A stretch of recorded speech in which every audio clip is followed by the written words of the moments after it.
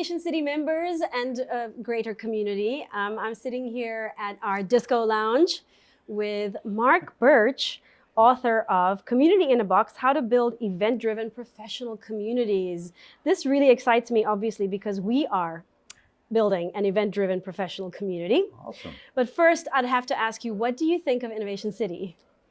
This is an amazing, just incredible place of startup activity. It's a real vibe.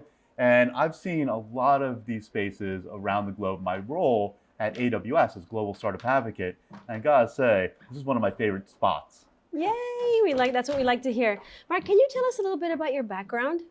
Sure, bit of a jumbled mess, but I started out as a software developer, got into sales accidentally, worked at some really big companies, and then was inspired to launch an HR tech startup.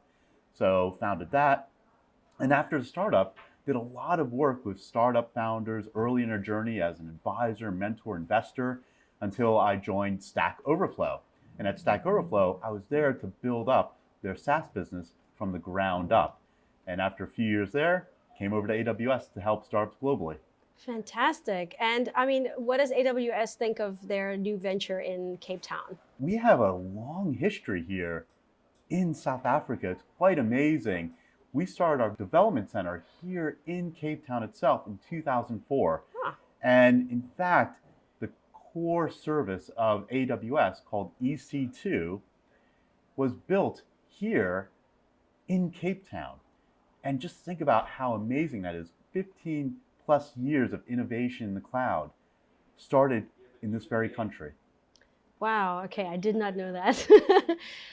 Okay, so let's talk a little bit about this building event-driven professional communities. So at Innovation City, we have an event once or twice a week where we invite people from the outside, but it's mostly also for our community to connect and to learn something. Right. But the networking part afterwards actually is the secret sauce kind of thing. This is where you actually really get to connect properly, business-wise.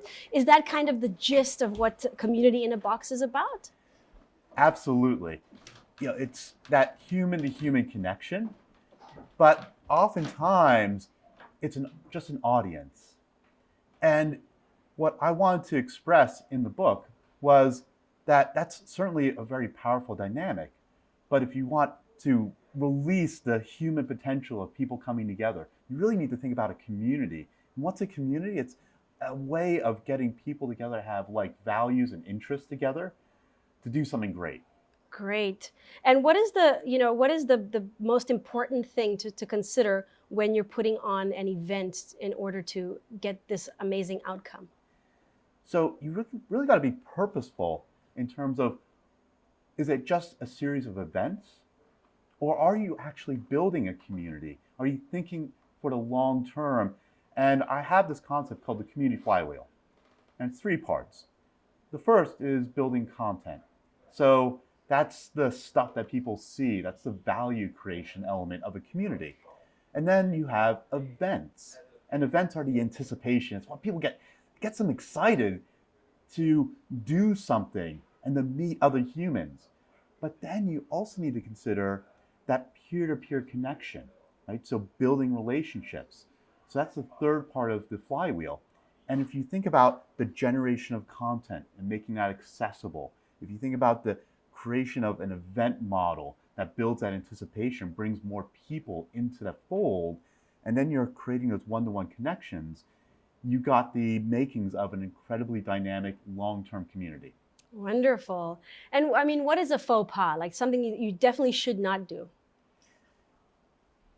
One of the things that I've seen in my time working with other great community leaders and innovation hubs is trying to think about your community as a way to monetize and focusing on the wrong values and wrong motivators, because that's not what brings a community together. They want to help each other. So you want to flip it around and create value early on. And then the opportunities to build out a business model or to think about scale will come. But just be very, very clear with your members what the vision is and the tenets behind the community, and be really transparent with them in all aspects of building, growing, and scaling community. Is feedback after the event very important? You want to get a sense of what people are saying and the value that they see in the community. One of the things I did early on in the community I talk about in the book, the Enterprise Sales Forum, was walking around, getting a sense of what do people think about it? How did they hear about the event? What are they looking to get out of the community? What are their motivations? Because one of the things people assume is that everyone's coming with the same motivations, and in fact, that's not true at all.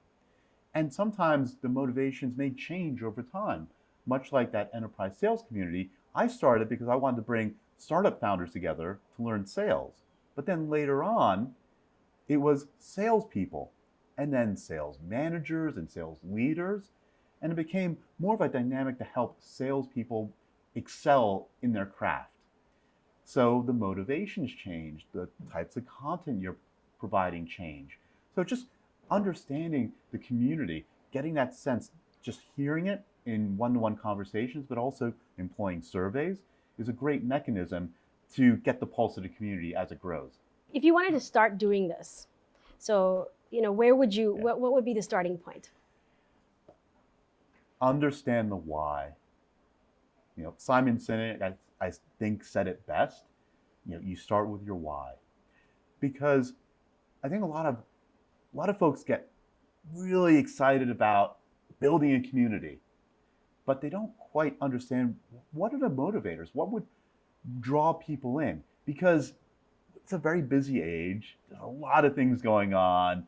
People have families, careers, hobbies, and you're saying to these potential members, make time for us. So you've got to clearly understand, what is the purpose? Why do you need to exist? What gap are you filling in the world that will get people interested and tie into their own internal motivations for education, connection, opportunities, whatever it may be? Amazing, amazing. You're absolutely right. I mean, wow. Okay, last question. What is the future of South Africa looking like for you? I'd say South Africa and the entire South African continent is an amazingly vibrant ecosystem of entrepreneurs. And now you're seeing technology enable these entrepreneurs to build African solutions for the continent. And it's exciting that that's happening in innovation centers, like here in Innovation City, where you're bringing a lot of that entrepreneurial energy together, creating a community, which is amazing to hear, because we can all help each other out. And I think there is that culture of other entrepreneurs helping each other. And you need that critical validation and support early on, because entrepreneurship is a very lonely journey with lots of ups and downs. And so by creating that community dynamic, you're helping to accelerate innovation. And we're seeing it here across the continent. We're getting close to $5 billion deployed in capital to support startup innovation here across Africa. And that's just the tip of the iceberg. There's more to come. Wonderful. The future is bright. Mark Birch, thank you very much. Where can we find your book? It's on all the places where you can find books online, including Amazon, and you can get the electronic version on Kindle as well as a paperback version. Fantastic. Thanks very much.